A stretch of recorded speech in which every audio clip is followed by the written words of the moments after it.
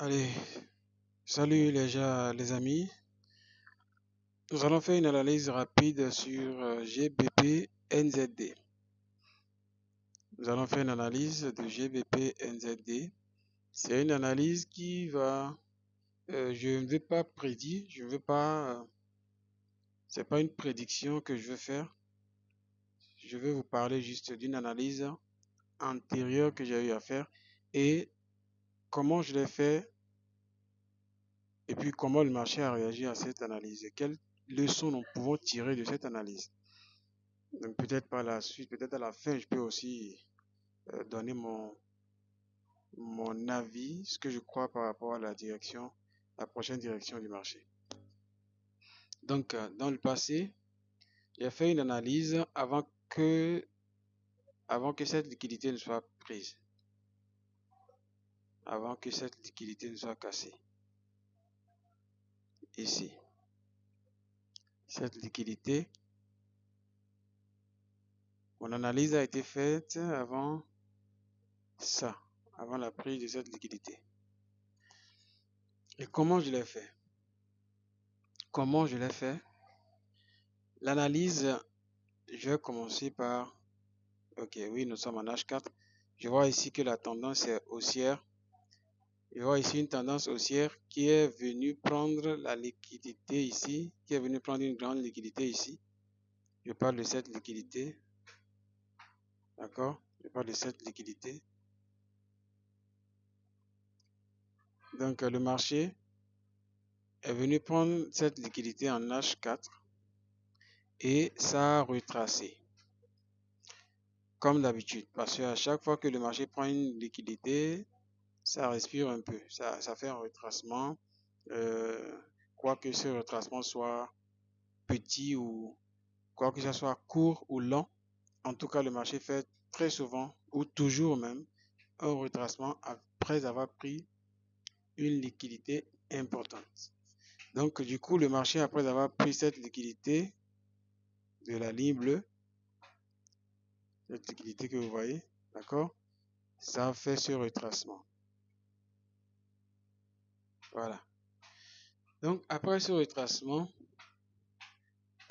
ça, c'est un coup d'œil que j'ai jeté dans le passé. Hein. C'est quand j'ai jeté un coup d'œil dans le passé, après avoir jeté un coup d'œil dans le passé, c'est ce que j'ai vu que je suis en train de, c'est de ça que je suis en train de vous parler actuellement. Avant de venir sur le niveau où mon analyse actuelle a commencé. L'analyse que j'appelle actuelle, c'est l'analyse en fait que j'ai fait au moment où euh, mon analyse a été faite avant la prise de cette liquidité. Donc quand je dis analyse actuelle, c'est actuel dans le moment passé. Parce qu'actuellement, l'analyse que j'appelle actuelle n'est plus d'actualité, c'est-à-dire obsolète. C'est déjà obsolète puisque ce que j'ai prédit, c'est déjà réalisé et c'est la prise de cette liquidité. Donc je dis que tout ce que je suis en train de dire par rapport au passé du marché, je l'ai fait avant de faire mon analyse dans le temps. C'était hier. Aujourd'hui, c'est le 27 novembre 2025. Donc, c'était hier, j'avais fait cette analyse. Hier ou avant-hier. Bon. Donc, voilà. J'ai vu que le marché a pris cette liquidité. Ça a pris cette liquidité. Et puis, ça a corrigé. Donc, vu que nous sommes dans une tendance haussière, moi, je considère que ceci est un retracement. Ce mouvement est un retracement. D'accord? Je considère ce mouvement comme un retracement et qui sera suivi par une nouvelle impulsion qui viendra casser cette liquidité. Donc, c'est ça ce qui est ce que je vois normal dans cette analyse. Donc, du coup, je vois qu'il est normal que le prix revienne casser cette liquidité et peut-être continuer la tendance haussière comme ça, comme ça, comme ça, ou même retourner, ou bien retourner vers la baisse. C'est-à-dire reprendre après prise de cette liquidité, entamer un mouvement baissière comme ça et retourner à la baisse. Mais de toute façon, que ce soit l'un ou l'autre des cas, ce que j'ai prévu est que cette liquidité devrait être sautée. Le marché doit venir casser cette liquidité. Alors, effectivement, je vois que le prix ici, au lieu de venir casser la liquidité directement, ça vient et ça s'arrête ici quelque part là. Et puis, ça retrace. Ça retrace comme ça. Maintenant, ce retracement, quand moi je m'attends à ce que le prix vienne prendre une liquidité et que le prix s'approche de cette liquidité et retourne, je considère ce retournement comme un mouvement qui ira créer, qui ira manipuler avant de retourner maintenant vers son objectif. D'accord? Puisque d'ailleurs, le marché n'évolue pas directement vers son objectif directement sans induire des erreurs et prendre la liquidité des gens. Donc du coup, j'ai considéré ce retracement comme étant un retracement qui va créer une liquidité à un niveau donné ici et prendre cette liquidité avant de retourner casser cette liquidité majeure qui est en haut ici, le pic là. Alors, donc du coup, le marché, j'ai vu que effectivement, ça a créé la manipulation. Ça a manipulé déjà ici en créant une liquidité qu'il a pris avant de, c'est-à-dire ça, vous voyez, ça vient ici, ça s'arrête, au lieu de casser directement cette liquidité majeure, ça retrace. Maintenant, après ce retracement, vous voyez ce que ça a fait, ça a donné ça, et ça reprend une impulsion haussière comme s'il s'en va déjà vers l'objectif, mais ça retourne brusquement pour venir donner ça, d'accord. Maintenant, j'espère que vous avez remarqué ce qui a eu lieu ici, prise de liquidité, comme je le disais. Donc le marché est revenu ici, d'accord, créer un mouvement pour prendre la liquidité avant de retourner maintenant vers son objectif initial, d'accord, objectif initial à partir de l'objectif initial à partir de ce niveau,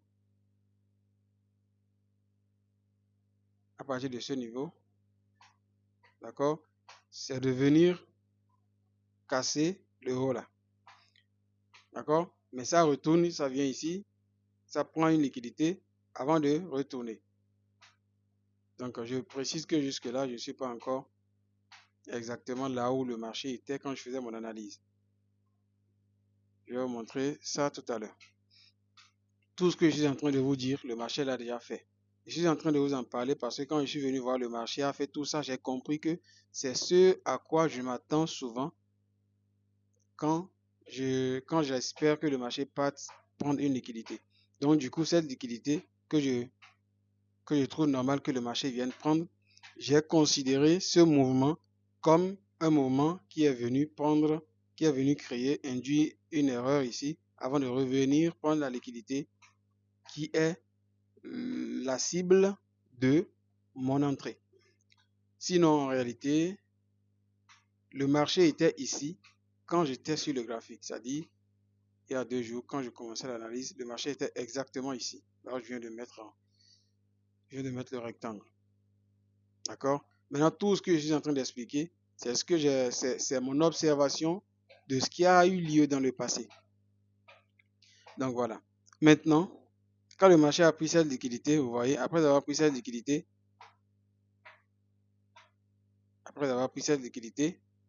ce qui a commencé ici maintenant, c'est une tendance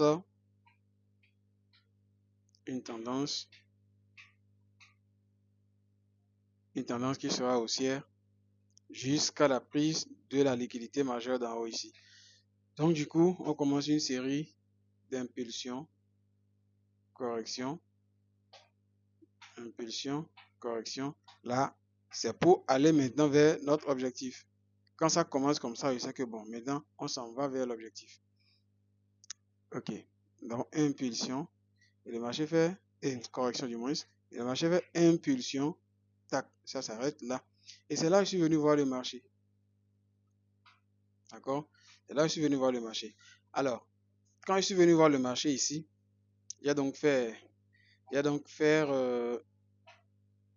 un retour dans le passé pour analyser tout ce que je viens de vous montrer avant de me poser la question qui est de savoir où dois-je rentrer maintenant pour venir prendre cette liquidité tant attendue. D'accord? Le prix est déjà très proche. C'est ici. C'est aussi là où il y a le bout de ma flèche. Là. Le prix est déjà là. Proche de cette liquidité. Ça pourrait venir directement prendre ça. Mais comme le marché a toujours ce comportement de faire les impulsions, retracement, impulsion, retracement.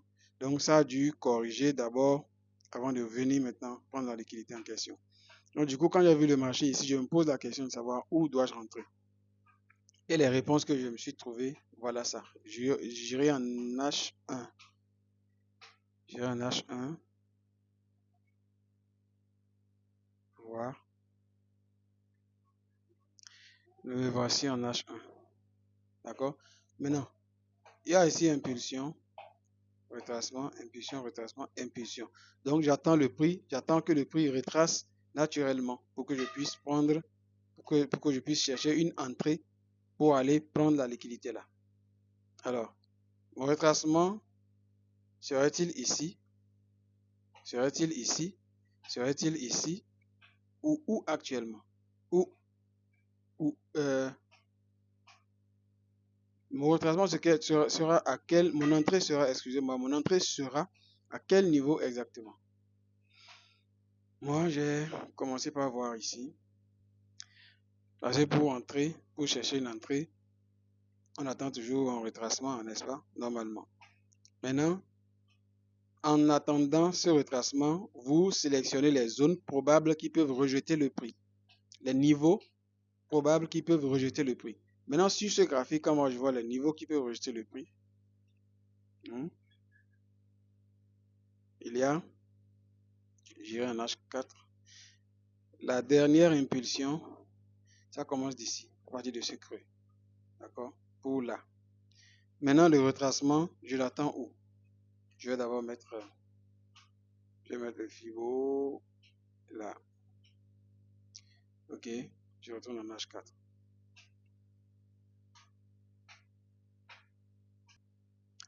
Bon, je retire le Fibo d'abord. Je vais d'abord retirer le Fibo. Ok. Maintenant, nous voici en H4. Attends, je vais déplacer ça là aussi. Le prix était là. Le prix était là. Au niveau de ma flèche. Maintenant, pour le retracement, j'ai vu la première des choses que le marché pourrait faire. Je vois ce déséquilibre. Après cette impulsion, je vois ce déséquilibre qui commence au niveau de cette mèche inférieure de la bougie verte, cette bougie verte. Voilà. D'accord? Et entre la mèche inférieure de cette bougie verte et la mèche supérieure de cette bougie rouge, je vois un vide là. FVG ou imbalance, je sais pas le nom que toi tu utilises. En tout cas, je vois ça là. J'ai pu détecter ça. Et je sais que possiblement le prix peut retourner là. D'accord? Deuxième niveau, c'est cette zone. C'est-à-dire cette dimension zone qui est la bougie là. La bougie rouge là.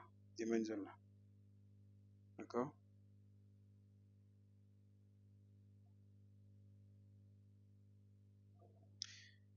Maintenant, troisième chose, c'est que le prix peut prendre cette liquidité, ignorer ces trois et prendre la liquidité, prendre cette liquidité avant d'aller avant d'aller liquider en haut totalement. D'accord? Ce sont les trois possibilités, ça, que j'ai vues. Maintenant, après avoir mis en évidence ces trois possibilités, je commence maintenant par sélectionner mes meilleures entrées. Maintenant, j'ai le choix entre sauter sur toutes les entrées, ce qui n'est pas conseillé, ou attendre une seule entrée qui me paraît la plus logique et qui détient qui a la plus forte probabilité. Et quand je prends ici cette première entrée, ma première entrée que je respecte la plus, c'est que le prix vienne prendre cette liquidité avant de retourner vers la hausse. Cette liquidité. J'expliquerai tout à l'heure pourquoi. Deuxième entrée que je respecte le plus, c'est que le prix s'arrête ici et retourner à la hausse au niveau de cette zone. Maintenant, cette troisième entrée qui est cette zone, moi, je l'ai écartée totalement parce que la probabilité est tellement faible que le prix réagisse à cette zone pour aller à la hausse pour une raison que je dirai aussi tout à l'heure. Donc voilà, cette zone, je la respecte. J'ai prévu que le prix, ce niveau du moins, je respecte ça comme étant ma meilleure entrée. Pourquoi? Ici, j'ai prévu que le prix liquide ici avant de venir casser cette liquidité. Pourquoi? Parce que les meilleurs mouvements commencent souvent après une prise de liquidité. Donc du coup, parce que le marché a besoin d'une liquidité, a besoin d'une prise de liquidité avant de bien couler dans l'autre sens. Donc du coup, quand le prix était là, moi je me suis dit, ce niveau sera cassé avant que le prix retourne à la hausse. Parce que quand on prend cette série de impulsions, quand on prend cette tendance qui commence ici et qui doit aller directement vers cette liquidité, nous avons impulsion, correction, n'est-ce pas? Maintenant, après cette impulsion, j'ai considéré que ce retracement est un retracement qui doit prendre une liquidité parce que après avoir fait ceci et respecter ça normalement, certains vont attendre à ce que le prix corrige aussi, vienne se poser quelque part là et retourner. Donc du coup, je me suis attendu à ce que le prix vienne liquider ceux-là qui vont penser ça avant d'aller maintenant vers ce pic. Donc voilà mon entrée que j'avais prévue. Et j'ai mis le truc comme ceci pour dire que je vais chercher une entrée après la prise de liquidité de cette ligne. Après la prise de liquidité de cette ligne. Donc c'était comme ça, j'avais mis ça. Je tiens à préciser que pendant tout ce temps, le marché était là, était quelque part là. Donc oubliez toute cette partie. Oubliez toute cette partie. J'ai pas un abonnement actif. Normalement, je devais supprimer le graphique à partir d'ici. Pour que ça soit plus simple à comprendre. Donc oubliez cette partie d'abord. Considérez que cette liquidité n'était pas encore prise au moment où je faisais mon analyse. Donc j'attendais à ce que le prix fasse ça. Liquide ça. Et je chercherai une confirmation ici. D'accord, à ce niveau. Je chercherai quelque chose comme ça. En tout cas, je chercherai un truc là pour aller casser ça. Et c'était ça, mon setup que j'avais prévu pour entrer dans ce trade, pour prendre ce trade. Maintenant, deuxième chose, c'est que le prix réagisse au niveau de ce imbalance D'accord? Ça dit comme ceci, que ça corrige, réagit dans cette imbalance et retourner à la hausse pour casser la liquidité. Pourquoi? Parce que après cette impulsion, tu fais ça. J'ai une première raison qui est l'imbalance, parce que le marché a ce comportement de réagir aussi souvent, très souvent dans les imbalances, dans les imbalances et continuer sa tendance. Donc du coup, j'ai considéré que cette imbalance pourrait servir de, de zone d'entrée aussi. Parce qu'en dehors de ça, en dehors du fait que ça soit une zone normale à trader, il y a le fait que pour ce cas, pour le cas de cette analyse, nous avons la zone que j'ai choisie qui se trouve au niveau de la zone discount, c'est-à-dire les 50, les sauts des 50% de FIBO. Donc, j'aurais attendu que le prix fasse comme ceci, ça retrace comme ça, et me donner quelque chose dans cette zone et retourner vers le haut. Alors voilà. Maintenant, si vous faites ce type d'analyse, par exemple, vous pouvez vous dire que vous choisissez entre ignorer ceci totalement, quoi que le prix fasse. Vous ignorez ça totalement parce que vous considérez que ici a la plus forte probabilité. Donc, vous choisissez entre ignorer cette première zone totalement et attendre que le prix vienne ici, d'accord, avant de chercher une entrée. Ou bien, vous décidez de diviser en deux votre risque.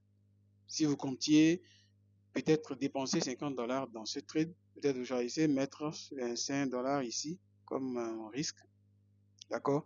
Et au cas où ça ne marchait pas, vous attendez que le prix vienne liquider ici et vous cherchez encore une nouvelle entrée. Et là, quand ça marche, vous sortez gagnant. Encore que, quand ici vous entrez et puis vous êtes du genre à vite sécuriser votre entrée, vous pouvez sortir en BE et attendre que le prix vienne maintenant dans cette zone avant d'entrer. Maintenant, quand vous voyez 4R ici, ça ne veut pas dire que je vais rentrer aveuglément. Hein. C'est pas que quand le prix viendra ici, je rentrerai aveuglément pour sans confirmation. Non, je vais bel et bien chercher une confirmation. Ce qui veut dire que je pourrais faire plus de ces 4 R là que vous voyez. Je mets la zone comme ça juste pour dire c'est là je vais chercher une entrée. Le prix, c'est après quand le prix viendra que je cherche maintenant ma confirmation. Quand je mets les trucs comme ça au début, c'est pour dire que c'est dans l'espace là que je vais chercher une entrée. Donc le prix peut venir par la suite casser la liquidité comme je l'attendais et me donner comme ça, comme ça, comme ça, comme ça. Et là, j'aurai une entrée de ce type. J'aurai une entrée de ce type. D'accord? Donc, c'est ça souvent. Et si par exemple j'ai ce genre d'entrée, vous voyez ce que ça donnera. Là, voilà ça. Ici serait la zone d'entrée. Et le risk reward serait comme ceci.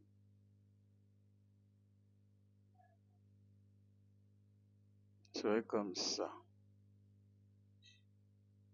Au lieu de R4 que vous voyez, là, ça fait R7. Un risk reward de 1 pour 7. D'accord? Vous voyez? Donc, voilà. J'ai tenu à faire cette précision. Alors, donc, vous voyez ce que le marché a fait par la suite. Je vous informe que j'ai raté ce trade parce que c'est vrai que j'ai prévu faire mon entrée ici. J'ai prévu faire mon entrée ici, dans la zone. Mais le marché ne m'a pas donné la confirmation que j'aime, la confirmation que j'utilise souvent. Donc, du coup, je l'ai observé se retourner. Et cette zone, qui est ma deuxième zone, a été ignorée totalement. Alors,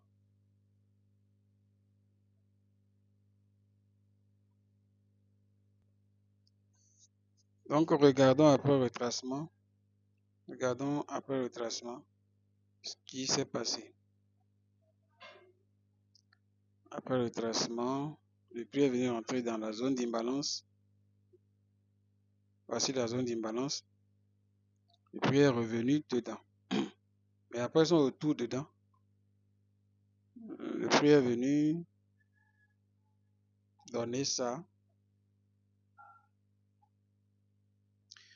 Toujours dans une zone ou bien après une prise de liquidité, ce qu'il faut attendre, c'est que le prix fasse une accumulation, manipulation et distribution. C'est toujours ce qu'il faut chercher. Car c'est ce que le prix fait toujours. Toujours. Donc, il est venu, ça a donné ça. Ça retrace là. Moi, quand j'ai vu ça, j'avais attendu que l'accumulation qui a eu lieu ici soit manipulée. Parce que tout ça, là, là et là, tout ça, je considère ça comme une accumulation. Encore que nous avons à l'intérieur de ça la section asiatique qui est là. La section asiatique, c'est le rectangle en bleu là. Donc, nous avons ça, le prix fait ça. Tout ça, c'est une accumulation.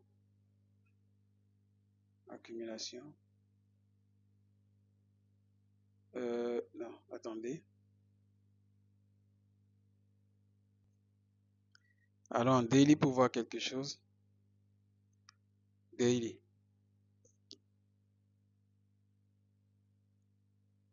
C'est quoi? Je trouve encore le graphique.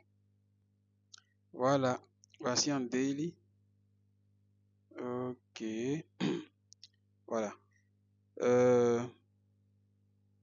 À chaque arrivée du prix dans une zone, j'aime au moins attendre la prise de liquidité de daily. Sinon, parfois, c'est prise de liquidité de weekly. Ou pour les trucs de long terme, on attend une prise de liquidité de monthly. Mais pour cette analyse, c'est juste un petit retracement que j'attends ici pour qu'on retourne à la hausse. Donc, je vais attendre que le marché prenne une liquidité de daily d'abord. Voilà ici, ça c'est daily, c'est la bougie du daily qui clôture là. Ça vient dans la zone et ça se clôture. Donc voilà le bas de la bougie de daily. On retourne maintenant en M15 pour voir si ça a été pris.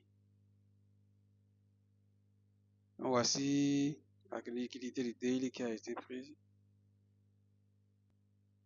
Voilà, exactement. Donc voilà la liquidité du daily qui est prise ici. C'est bon. C'est bon. Première condition remplie. Le marché a pris cette liquidité de daily. Maintenant, pourquoi toujours j'ai raté le trade? C'est parce que il y a un truc que j'attends encore qui n'a pas eu lieu. Ceci n'était pas pour moi suffisant pour que j'entre dans le trade. Vous voyez? Voilà la liquidité de daily. Le prix a pris ça. Avec ça, la ligne bleue là, c'est la liquidité de daily.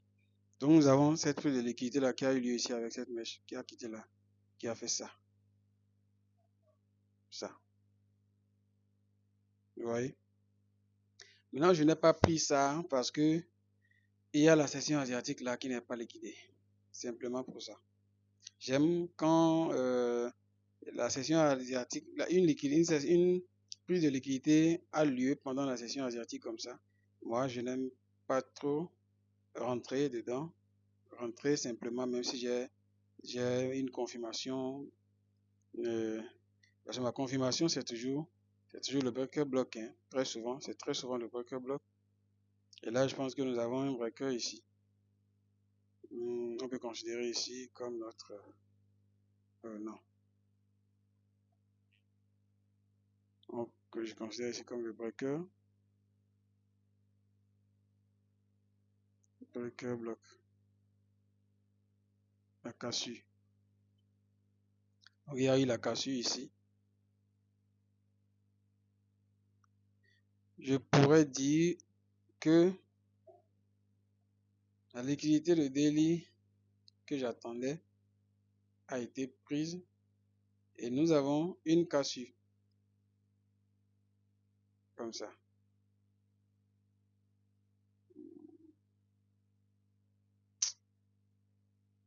Nous avons ça. Tac, tac. Et depuis, il prend la liquidité et donne ça. Voilà. Donc, le broker block a eu lieu là. En temps normal, si toutes les conditions que je souhaitais étaient remplies, j'allais juste attendre le prix dans cette zone ici. Dans cette zone, au retracement. Vous voyez? Et malheureusement, ça a respecté le type d'entrée que je fais souvent, mais malheureusement, les conditions, tous les ingrédients pour que je puisse prendre ce plat n'étaient pas réunis. D'accord? Donc voilà. Le prix a fait ça. Ça a pris la liquidité du daily, ça a donné le broker block, ça a retourné dans la zone, et puis le trade a marché.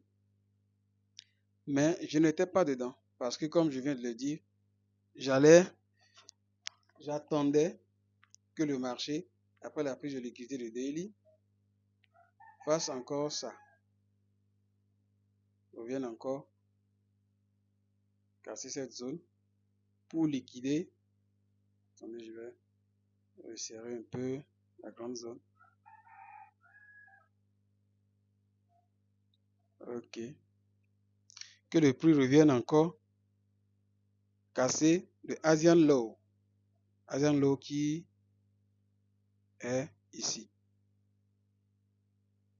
Voici le Asian Low. Donc j'aurais beaucoup plus aimé que le marché fasse ça. Que ça revienne après ce breaker block. Que ça revienne maintenant casser le Asian Low et me donner ça, ça, ça. Voilà, je serai encore plus à l'aise. Je serai encore beaucoup plus à l'aise pour prendre ce trade. Ça serait mon entrée dans ce trade.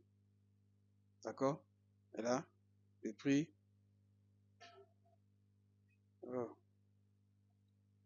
Et là, si cela avait lieu, ça aurait été un trade très intéressant. Ça aurait été un trade très intéressant. Avec un risk reward aussi super.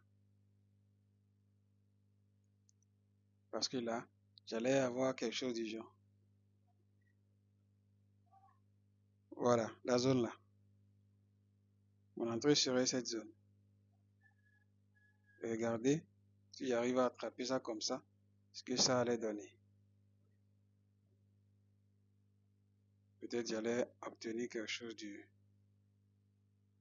Un risk reward de 11, hein? Voilà. De 15.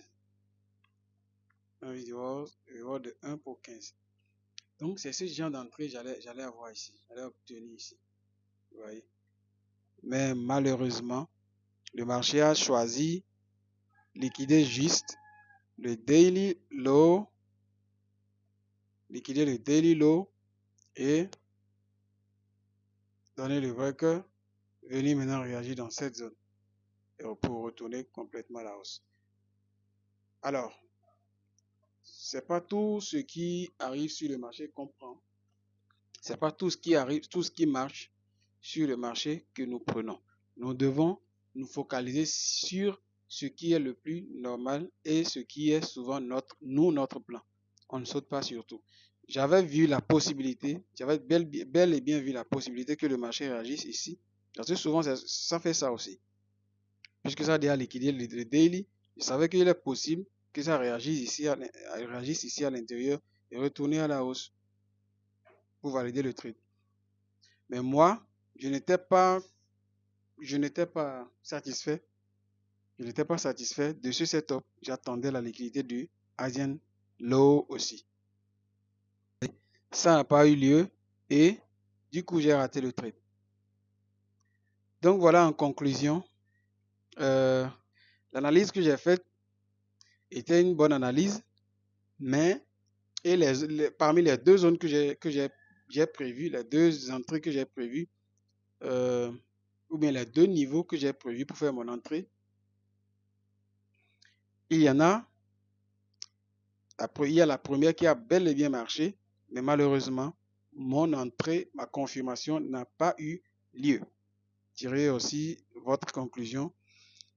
Je pense qu'à travers ces explications, vous avez compris un peu ma manière d'analyser le marché et vous pourriez aussi en apprendre quelque chose. Ce qui se retrouve dans cette vidéo, c'est mon site d'analyse et en plus de ça, mon genre de discipline, ma façon d'être discipliné.